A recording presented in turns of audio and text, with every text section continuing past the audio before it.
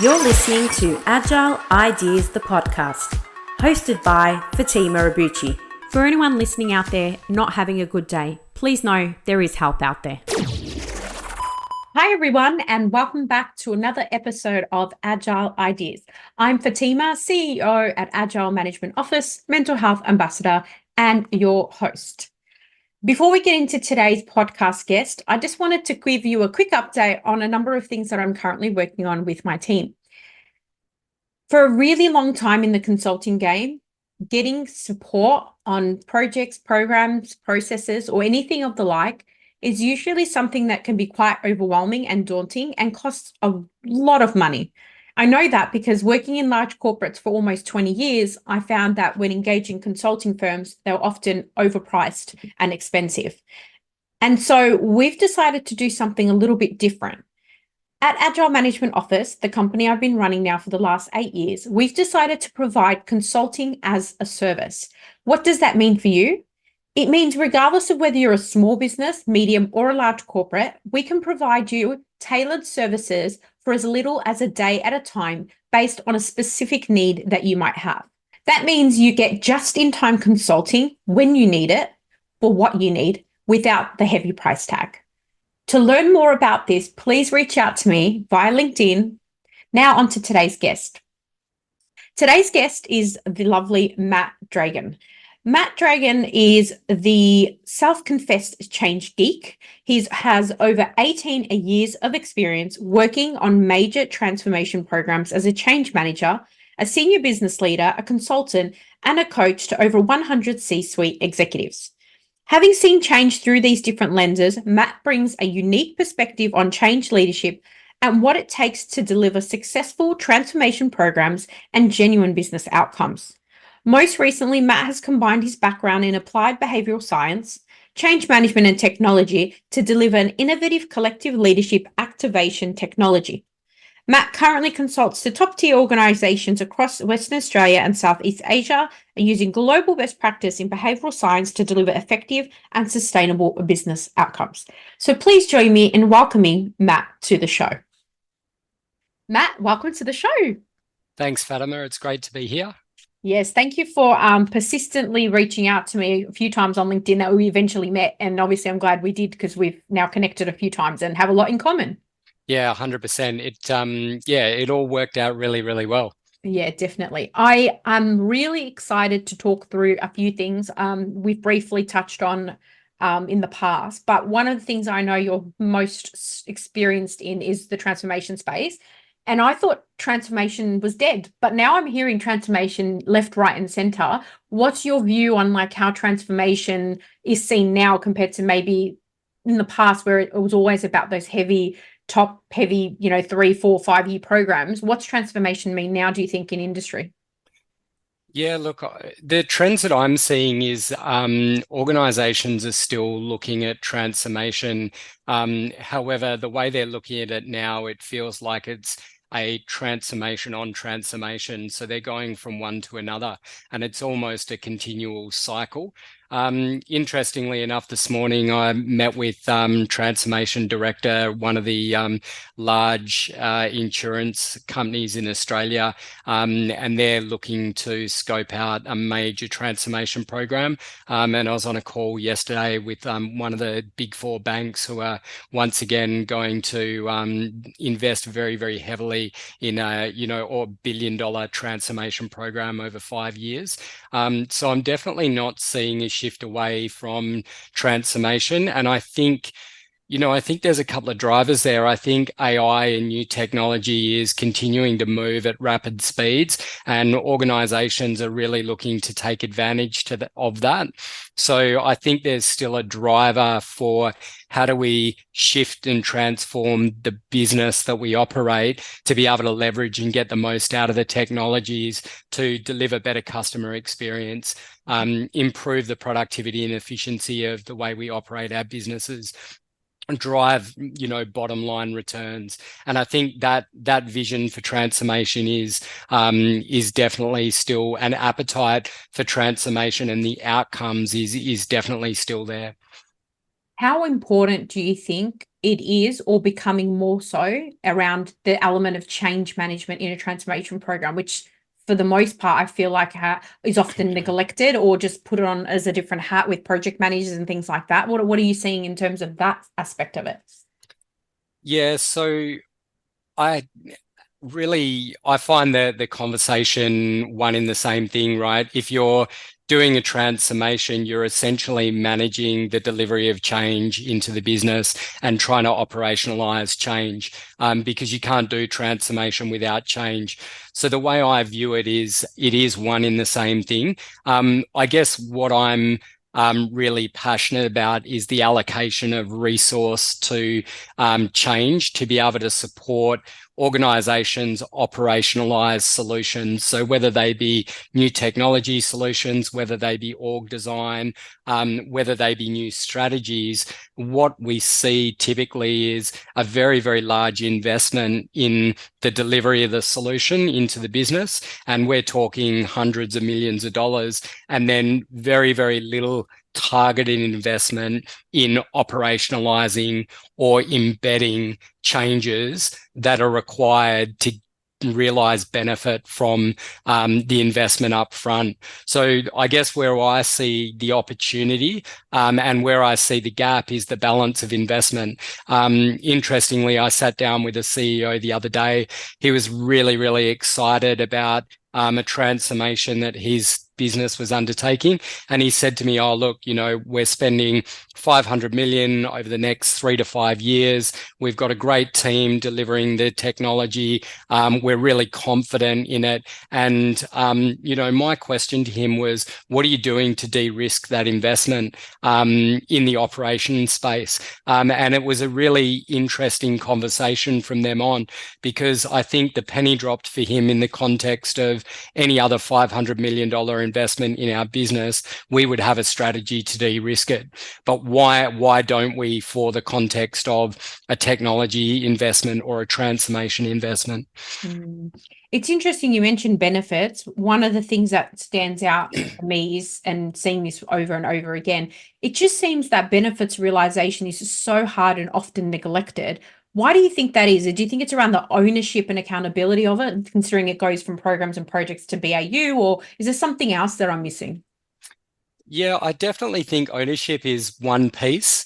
I think there's a time delay. So your benefits realization typically get defined with the business case, and that's a long way from the point of implementation. And I think businesses change from when benefits are defined in a business case to 18 months, 2 years later, when you're deploying large scale changes into the business.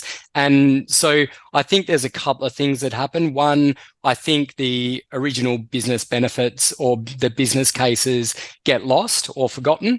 I think the landscape, both internally and externally, changes. So there's no check to ensure the benefits are still relevant to the business objectives in the current environment. And then to your point, I think once you get to the point of go live, there's a big gap in handover to the business and owners within the business. So the people working day to day, one, to give them visibility of what the benefits are, but two, to give them that genuine ownership to be able to achieve the benefits associated with programs. So I think that there's, a few different factors that influence that. And then the other thing for me is a lot of your benefit realization piece are lagging metrics, right? So at go live point, you're not seeing benefits until maybe 2 years, 3 years after, as they were defined in the business case. So one of the things that I think organizations should really focus on is identifying the leading metrics associated with their benefit realization targets, so that they can actually track and identify in real time where they're placed. Otherwise, typically what we see is that they don't have the ability to course correct because they're not tracking those leading indicators, and they don't know where they are in the context or the scheme of, are we on track or are we behind? Does this then tie into the continuous evaluation and adjustment of these metrics all the way through, as opposed to We all know about those, fairy tale unicorn, beautiful looking business cases to sell someone on giving you some money. And then all of a sudden it's completely the different story when you get to that end point. Yeah, totally. And I think, there's been some really great examples of business landscape changed on a dime in the past few years. You've got COVID, which completely shifted organizational focus and objectives. You've got the shift in the economic conditions recently and the geopolitical conditions recently that have changed off the back of COVID, the supply chain strategies for business. And, you might have had a business case that was 2 years before COVID, and, that completely might be irrelevant. So I think your point about continuing to recalibrate your objectives and then check in on, are our requirements still meeting the objectives? And I think, the ability to be agile, to work in agile ways and adjust what you're doing on the fly as well is a real skill or capability for businesses to be able to develop, especially in transformations, because, transformations, you think about the 5-year time horizon of a transformation, everything's going to happen in 5 years, right? Everything. So how do you plan around that, and how do you respond to that on the fly? It's interesting because one of the things I've been seeing a little bit more of is, there's a lot of organizations now that are, embedding agile ways of working into the way that they operate. And then, there will be agile purists out there that say you can't do transformation using agile and things like that. But it seems like transformation, as you said earlier on transformation, it's like just a part of the business now. It's just like an ongoing, you've got chief transformation officers. They're not there for the length of a program. They're usually just part of the business.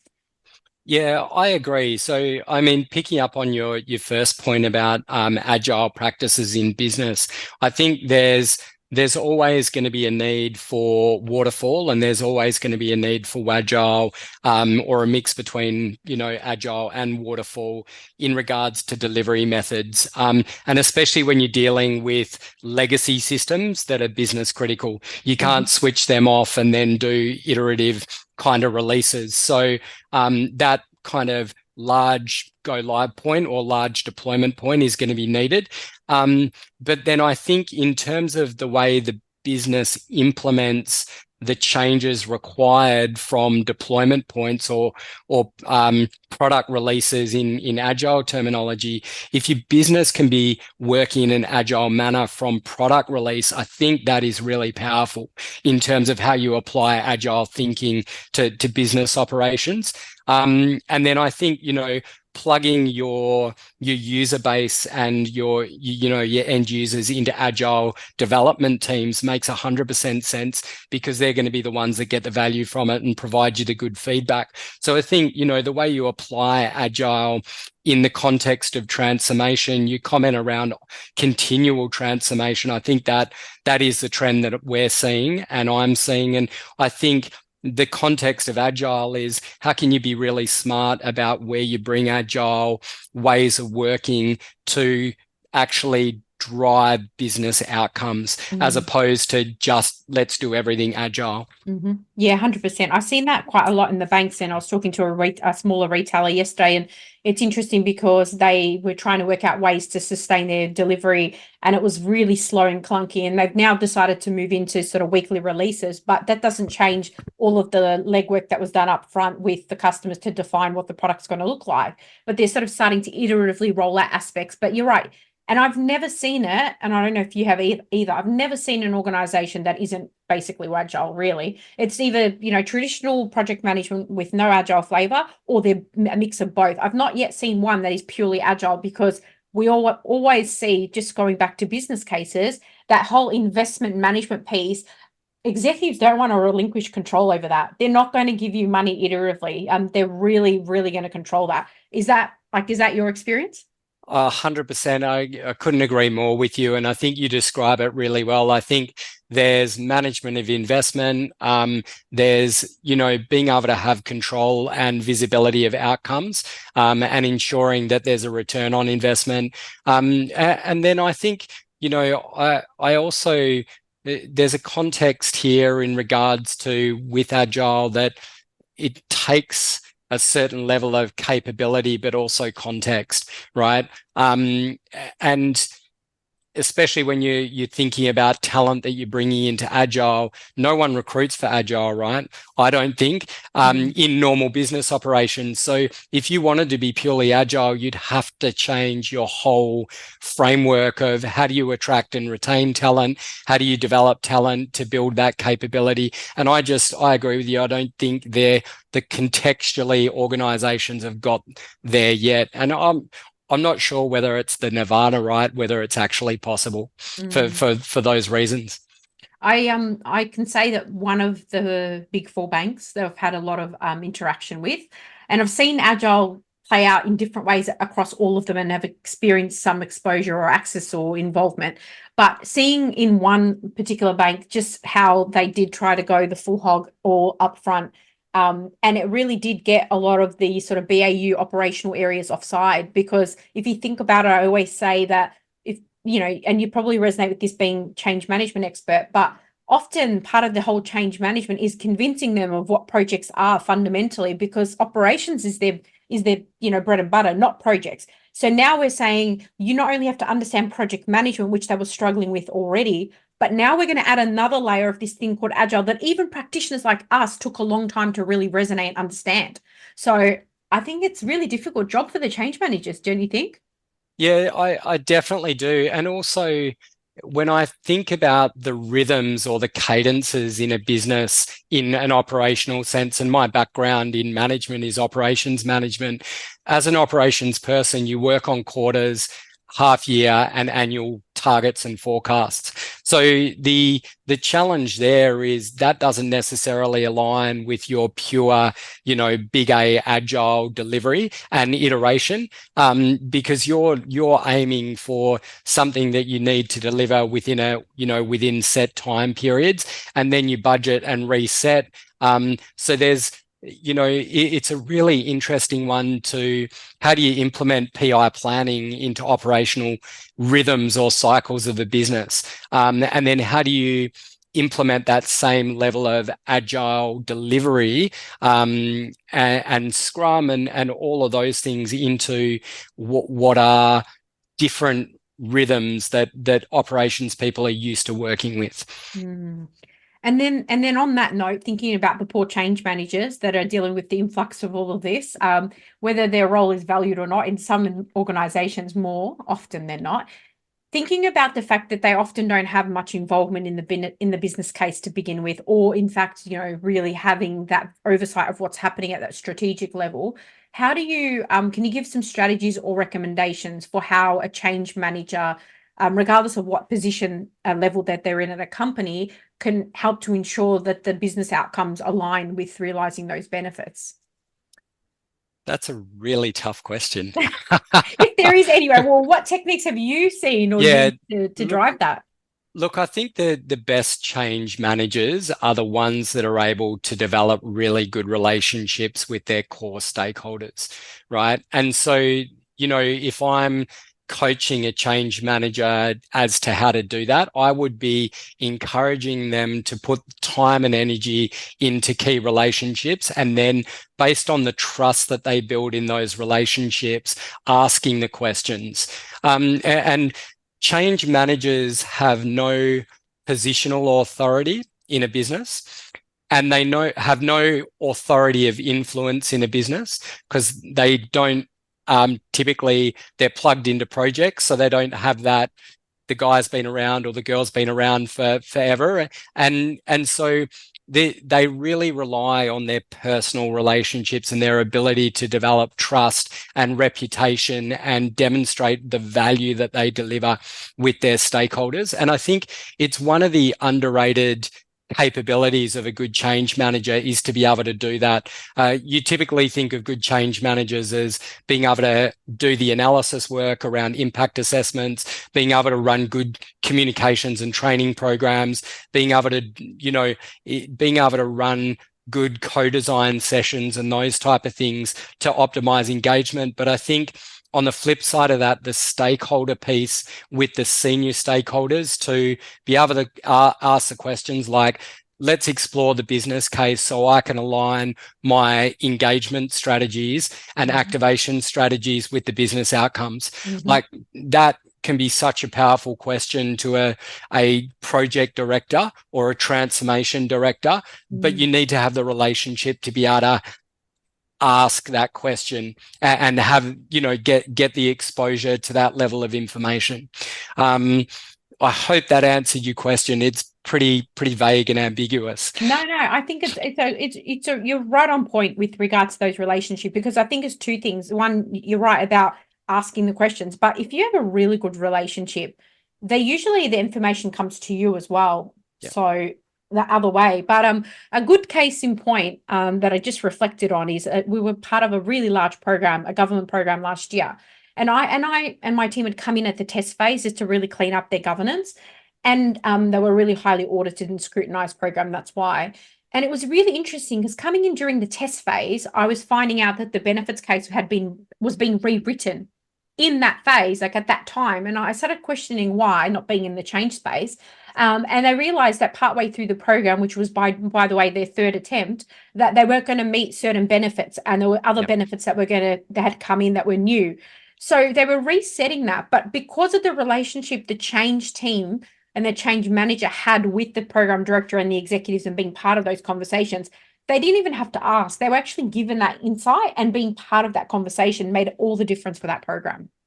Yeah. And I mean, in my experience, once you're able to develop really strong relationships, you get engaged in conversations that just, I guess, enable you to unleash your talent in the other areas of developing your different activities and your interventions.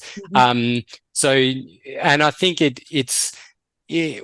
all change people will advocate for coming in earlier in the process, and I think there's a couple of points of value of that. It gives you a longer lead time to demonstrate value and build relationships, and it gives you a greater visibility of what's happening in the project, so you can actually, really tailor what you're doing to help enable the organization to adopt new ways of working. Yeah, I agree completely. So program directors, transformation directors, if you're paying attention, bring your change manager at the beginning. Don't wait to the end and expect that that's the only time you need them. That's the lesson of the day for them. I wanted to circle back to, you mentioned AI. So I wanted to circle back. We're seeing a lot of change happening in this space. And we spoke about it recently at one of your events. But from your perspective, how do you see AI and technology influencing like transformation and change management? So I'll go very, very high level first. So I think there's really three components for businesses to get value out of the direction of where technology is heading. The first is data. So technology or organizations need to have really good data structures, and they need to have access to their data sets to then be able to leverage AI. And I think AI is going to be a technology game changer for a whole number of reasons. However, the challenge is once you've got the data in place and you've got the AI, because the technology is moving so fast, you need to have the agility in your business to shift your organizational structures, your decision-making processes, your ways of working to actually leverage the technology and the benefits of the technology. And the missing link there is change. So I think strategically, if I look at the future for business, I would be investing in data, AI, and change capability. So I think that's the high level picture. So, and I think with change capability, I see change as an extension of project delivery. So I think when I talk about change, I talk about projects will deliver solutions, and then change will enable the business to embed and adopt the solution. So, but I see that as being project, one in the same thing. Absolutely. And then I think in terms of the actual day-to-day practices themselves, I think there's great opportunity for change managers in doing their work. So, I think generative AI tech has already started to enable change teams and change practitioners to really generate highly engaging content and leverage data sources that they might never been able to get access to or have time to dig into and research and those type of things. So I think from a content perspective, the content is more enriched and it's broader through AI. I think, the idea of driving productivity, so to be able to plug into a chat GPT, develop me a, change on a plan framework, what that looks like and the key components, and use it as a starting point or a template, I think is, a really cool use and adoption of the technology as it already is. I think there's some really interesting work that's going on in, I guess, the more sophisticated application of AI, which takes, once again, the data sets and then the ability to leverage the technology to deliver things like nudging. I think there's opportunity, and I heard of a situation this morning about almost a feedback channel that takes, and it's beyond just a predetermined chat bot, but a feedback channel that takes the sentiment of the feedback, responds in real time, accesses the data sets from your change applications and your business applications, and is able to actually, essentially work like an avatar. And I don't know, and this is probably a really good analogy. One of our developers, they were telling us a story because I asked the question. This is going right off topic, but I asked the question because Mark Zuckerberg came out and said, Meta's working on these avatars. It's going to be amazing. You can be best friends with Sam Kerr and, sit on the other end of the computer and develop a friendship over time and communicate with Sam Kerr via a chatbot, and she'll respond back, or a video bot, she'll respond back with the same facial expressions, all the rest. And I'm like, okay, cool, but I get the novelty of that at one time, but you always know it's a bot, right? So how engaged can you be? And I ended up asking my dev team, because they're a lot younger and a lot more tech savvy, and one of my lead developers, she said, "Oh, I'm already on it, love it. Like, I got so addicted to a chatbot that literally, our friends, we're all doing it, and we find it really fulfilling, the engagement that we get from it." And I was just blown away because I didn't actually feel that was humanly possible, right, with a machine.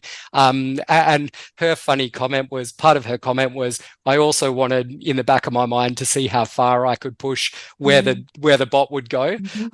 So there was a novelty aspect there. But I think where I was going with that was the analogy of, can you imagine a change coach that is a bot, but has the human characteristics to be engaging and to draw you back into a conversation and to be able to put you at ease and to actually do something that we didn't believe was capable with technology, and that is build a genuine connection or empathy and trust and those type of characteristics. And I think that's where we're seeing it go in some aspects. So, I'm excited to see the application of those things, because I think they're exciting, but I think they're also, especially for young people in the workplace, right?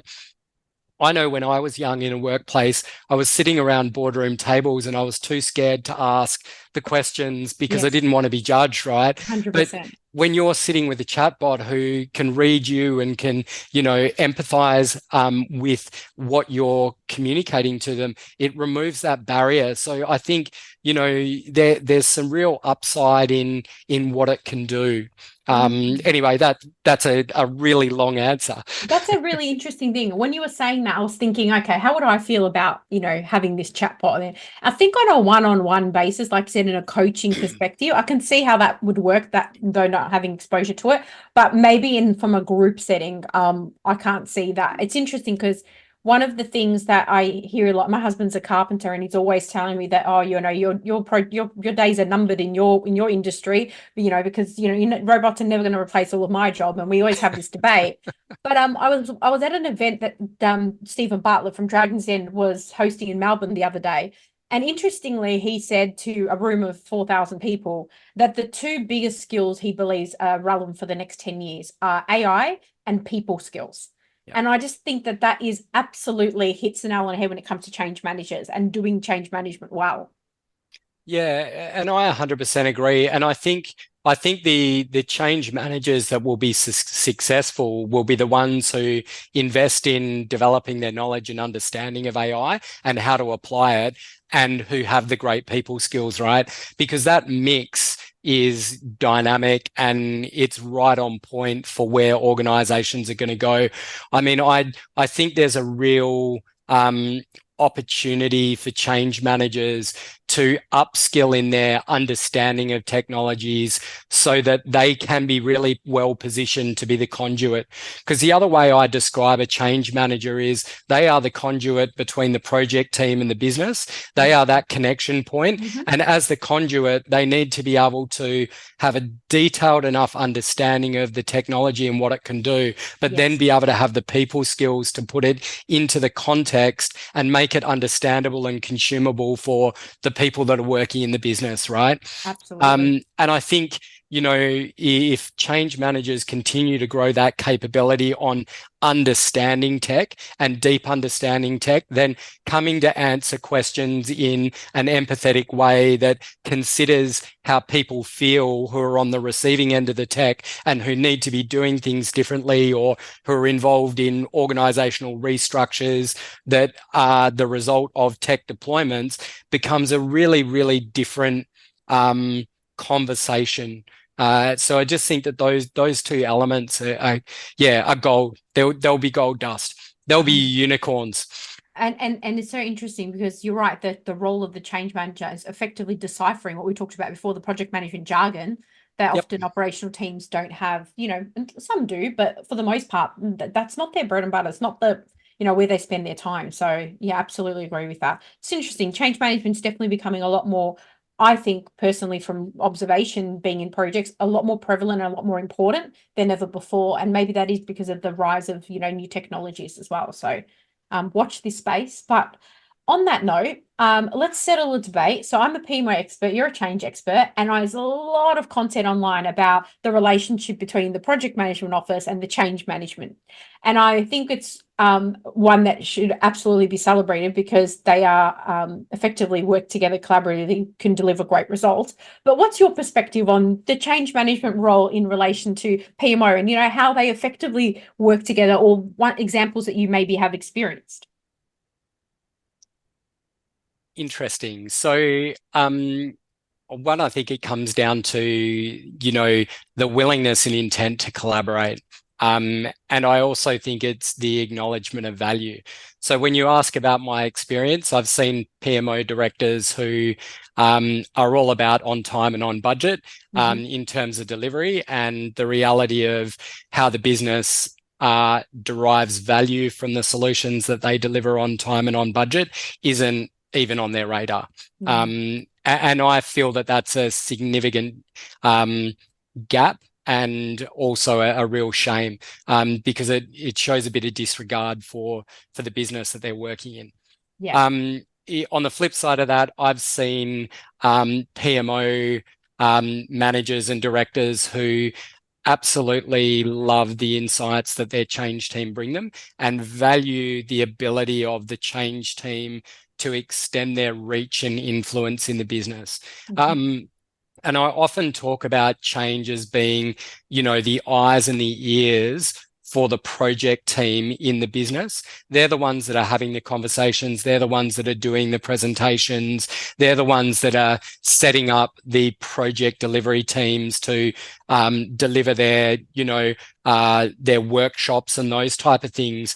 And I think they're also the ones that in those situations sit on the sideline and can be really objective in regards to identifying potentially where barriers are, where resistance might be, identifying and shedding light on some of the blind spots that the project team and the PMO might have, because the PMO typically is one step removed from the business. So once again, it's that conduit role. And I think I've seen some amazing PMO directors who 100% get that and who are really good at leveraging the value of their change team to be that connection point.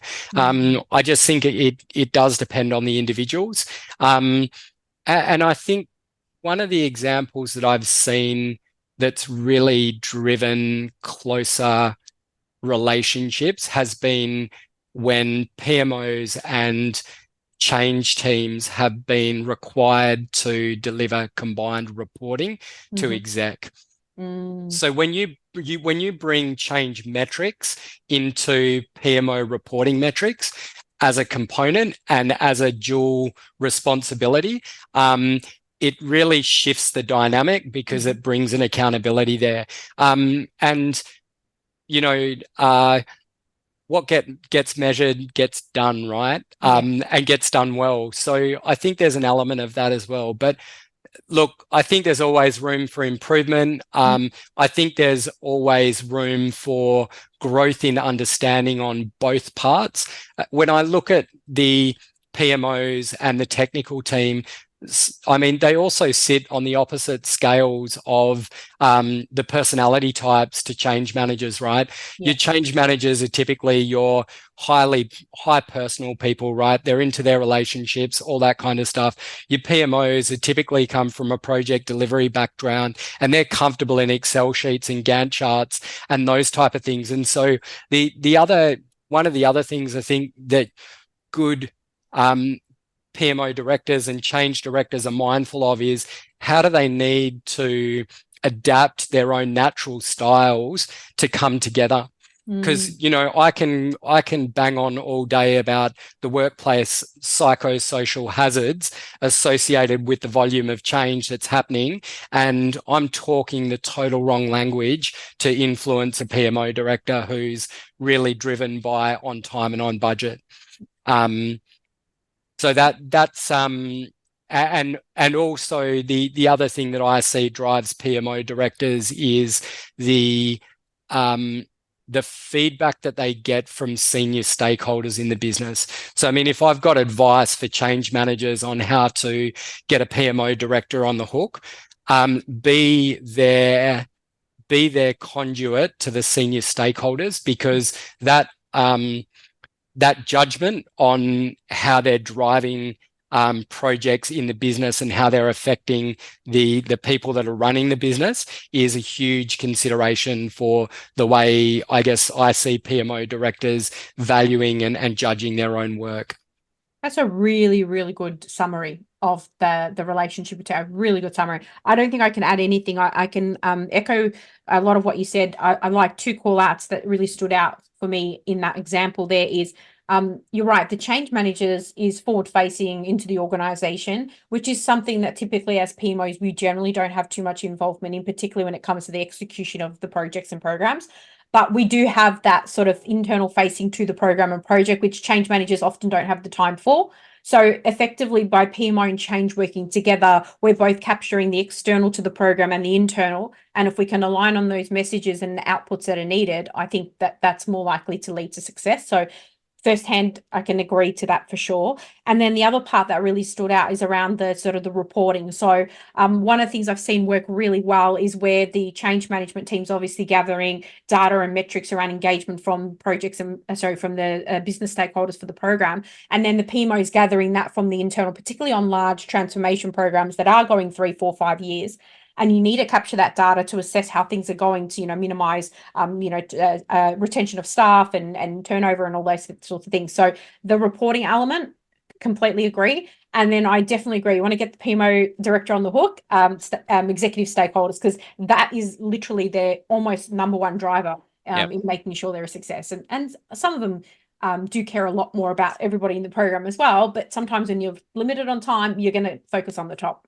Oh, 100%. And when you're, accountable for hundreds of millions of dollars of budget, and that creates a whole lot of stress and a whole lot of dynamics. And I think as change people, we sometimes miss the context of the pressure that the PMO directors are under, right? And the context of their accountabilities. And I think, there's a real, as with all relationships, there's a real path to understanding to be able to work effectively together. Yeah, absolutely. And just to circle back to technology, now that we've settled that debate, and I think we need to, put that on a billboard because everybody needs to know that. Thinking back to technology. So you and I met because you have invented a very innovative technology that has obviously been very successful so far. In its, I think early days with some of the work that you're doing, but can you tell us about it's Mate? Can you tell us a little bit about it? What does it do? What's it for, and how does it help businesses? Yeah, sure. So Fatima, look, Mate, in terms of the way we describe it, is we help organizations move faster by getting their people leaders to move together. And look, to distill that down, essentially, in my experience, what I've found is project teams are really good at delivering solutions into business, and change teams are really good at readying organizations to adopt changes. However, the success of programs or the benefit realized really relies on leaders in the operations of the business being supportive of their frontline workers to actually adopt changes and new ways of working. So our technology connects project teams with leaders across all levels of an organization.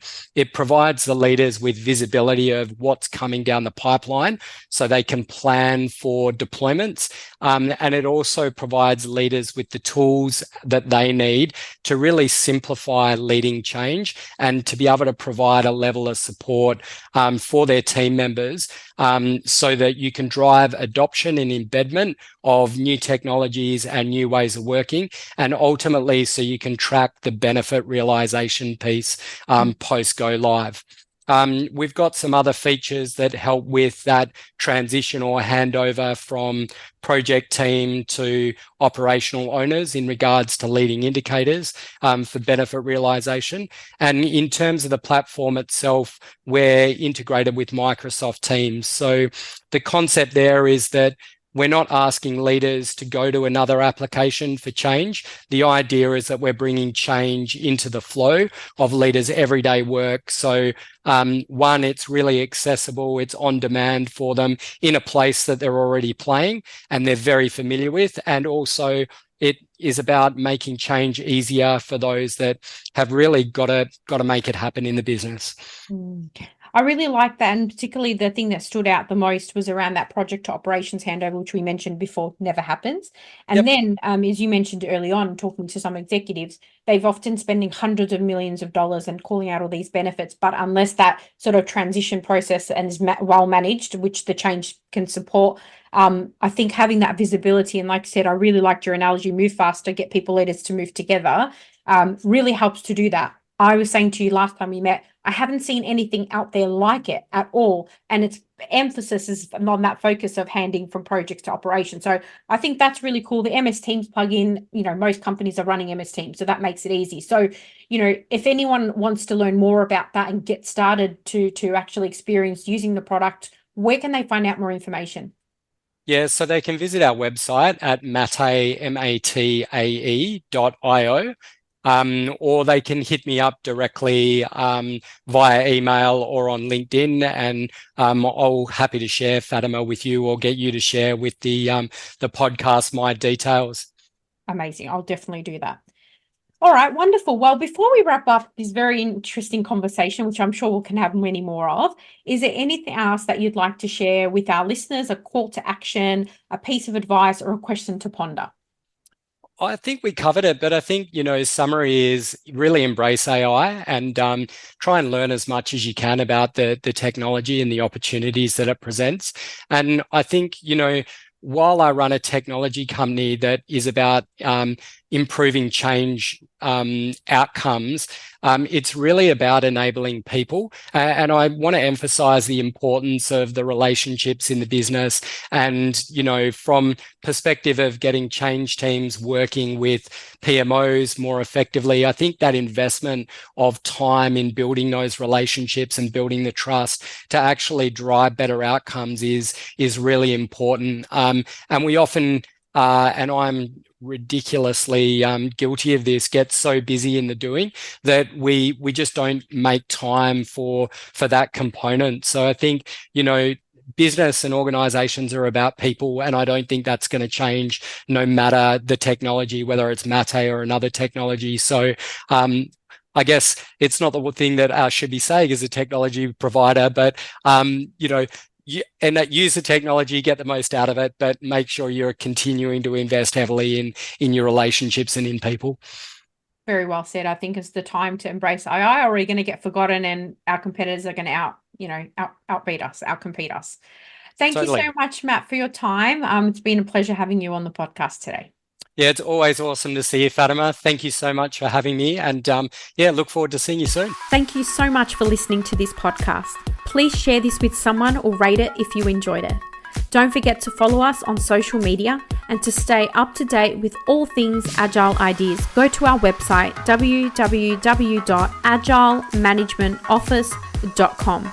I hope you've been able to learn, feel, or be inspired today. Until next time, what's your Agile idea?